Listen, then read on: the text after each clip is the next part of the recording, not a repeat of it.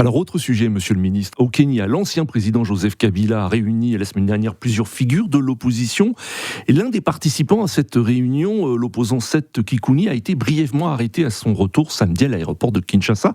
Est-ce que le gouvernement ne donne pas l'image de vouloir écarter des adversaires politiques par la justice et par la force ? Non, je ne pense pas. Ça veut dire qu'il y a eu sûrement je ne saurais peut-être pas me prononcer longtemps parce que cela ne relève pas de mes attributions, mais je pense qu'il y a eu sûrement une consultation de routine parce qu'il ne faut pas oublier que le président Kabila a été condamné pour des faits qui ont été ceux-là.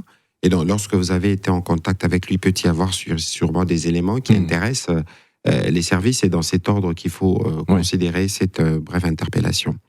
Mais cette rencontre de Nairobi est perçue par certains comme le début d'une plateforme d'opposition à Félix Tshisekedi. Est-ce que le gouvernement y voit une menace politique ? Il n'y a pas de menace politique dès lors que nous savons que le président Kabila, c'est un homme du passé.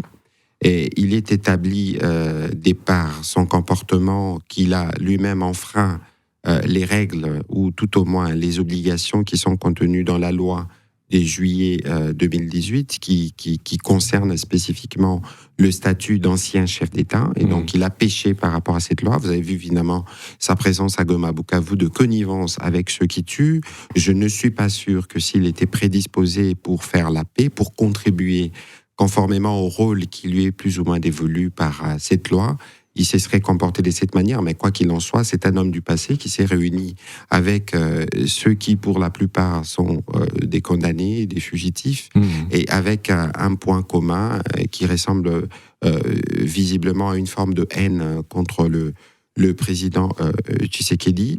Rien ne peut sortir de là, et les combats qu'ils veulent porter, je ne suis pas sûr qu'ils ont la crédibilité pour pouvoir porter un combat qui s'appellerait Sauvons le Congo, parce que pour petit rappel, il y a un pasteur qui avait déjà porté ces combats sous les régimes du président Kabila et qui a fini en tôle.